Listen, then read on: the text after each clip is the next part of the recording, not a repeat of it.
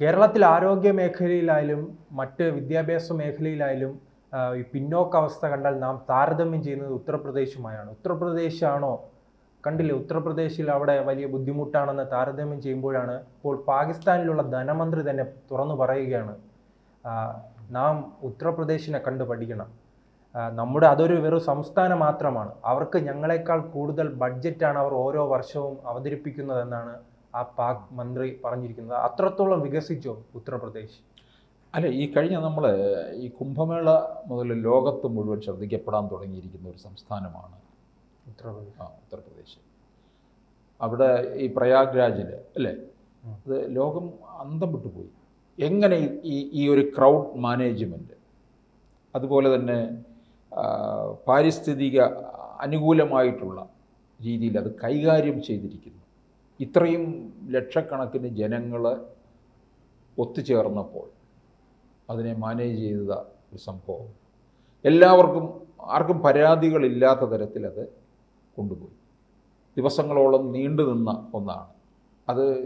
പിന്നെ രാജ്യത്ത് നിന്ന് മാത്രമല്ല, വിദേശങ്ങളിൽ നിന്ന് പോലും ധാരാളം പേർ അതിൽ പങ്കെടുത്തതാണ്. അത് വിദേശ വാർത്താ ചാനലുകൾ അടക്കം റിപ്പോർട്ട് ചെയ്യുകയും ചെയ്തിട്ടുള്ളതാണ്. ഈ പാകിസ്ഥാൻ ഈ ചില കാര്യങ്ങളിൽ അവിടെ നിന്ന് അവർ കമ്പയർ ചെയ്യുന്നുണ്ട് പല കാര്യങ്ങളും. ഇപ്പം നമ്മൾ മുമ്പ് പറഞ്ഞിട്ടുള്ള ഒരു കാര്യമാണ്, പാകിസ്ഥാൻ ഇടയ്ക്ക് വല്ലാത്ത, ഇപ്പോഴും അത് തന്നെയാണ്, കൊടും പട്ടിണിയിലും വിലക്കയറ്റത്തിലും ഒക്കെ പോയി. സാമ്പത്തികമായിട്ടെല്ലാം തകർന്ന് കിടക്കുകയാണല്ലോ. അവരുടെ രാജ്യം പട്ടിണിയിലാക്കിയത് അവർ തന്നെയാണ്.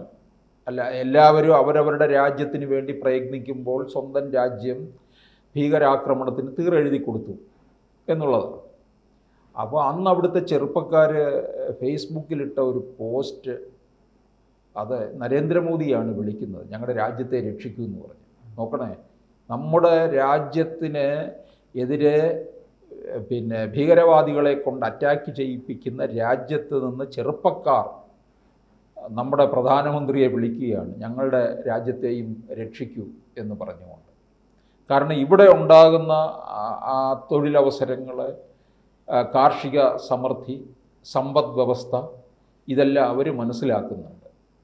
അപ്പോൾ അത് രാജ്യത്തിൻ്റെ ഉന്നമനം ആണ് പ്രധാനമന്ത്രി ലക്ഷ്യം വയ്ക്കുന്നതെന്നും അവർ മനസ്സിലാക്കുന്നു.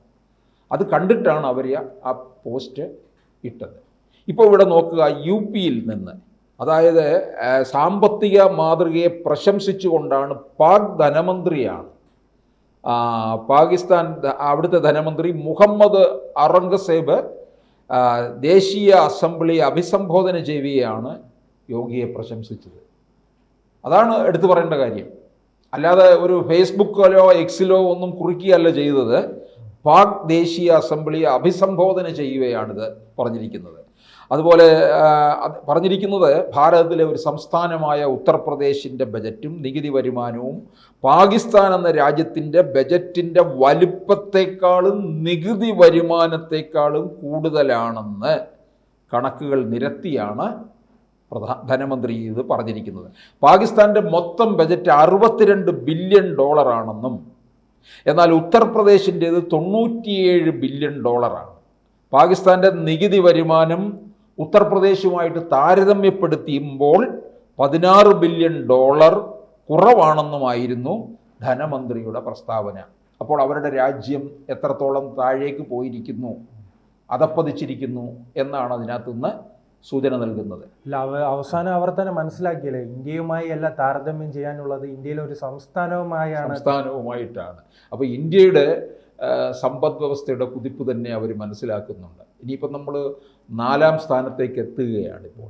ഇപ്പോൾ നോക്കണം, നമ്മൾ രാഷ്ട്രീയത്തിലും പറയാറുണ്ട്, ഈ യു പിക്ക് ഒരു വലിയ പ്രാധാന്യമുണ്ട്. യു പി ആര് പിടിക്കുന്നോ അവരായിരിക്കും ഇന്ത്യ ഭരിക്കുക എന്നുള്ളത്.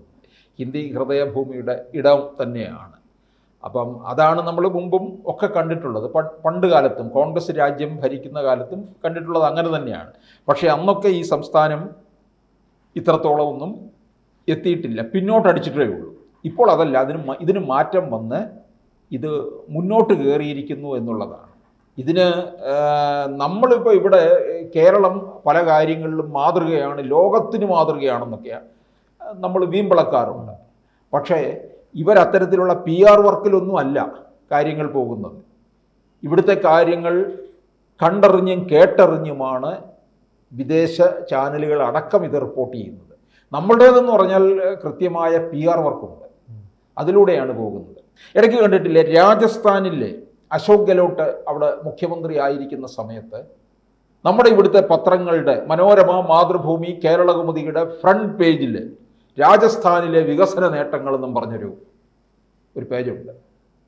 പരസ്യമാണ്.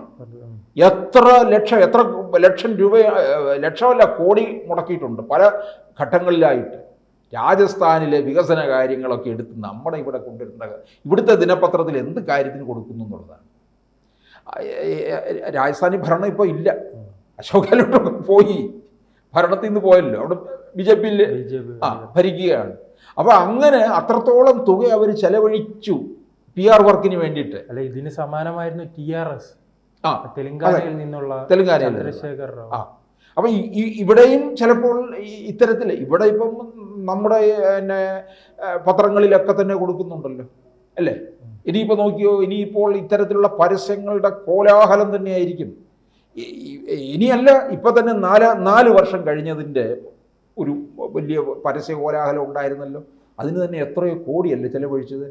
അതിന് ഏതോ ഡോക്യുമെൻ്ററി ഒക്കെ നിർമ്മിച്ചതിനൊക്കെ തന്നെ കുറേ പണം ചിലവഴിച്ചിട്ടുണ്ട്. ഇനിയിപ്പോൾ നോക്കിക്കോ, ഇനിയിപ്പോൾ കല്ലിടലിൻ്റെ ബഹളമായിരിക്കും. കാരണം പല പദ്ധതികളും അങ്ങോട്ട് തുടങ്ങി വയ്ക്കുക. ഇവിടെ വികസന കാര്യങ്ങൾക്കോ മറ്റോ ഒന്നും അല്ല കൂടുതൽ പണം ചിലവഴിക്കുന്നത്, മറിച്ച് ഈ സർക്കാർ ഉദ്യോഗസ്ഥരെ തീറ്റിപ്പോറ്റി കൊണ്ടുപോകുന്നതിനാണ്. ഇനിയിപ്പോൾ നോക്കിക്കോ, ഈ ശമ്പള കമ്മീഷൻ വരാൻ പോവുകയാണ്. കഴിഞ്ഞ ദിവസം മുഖ്യമന്ത്രി പോലീസ് അസോസിയേഷൻ്റെ ഒരു സമ്മേളനത്തിൽ പങ്കെടുത്തപ്പോൾ അവിടുത്തെ സ്വാഗത പ്രസംഗത്തിൽ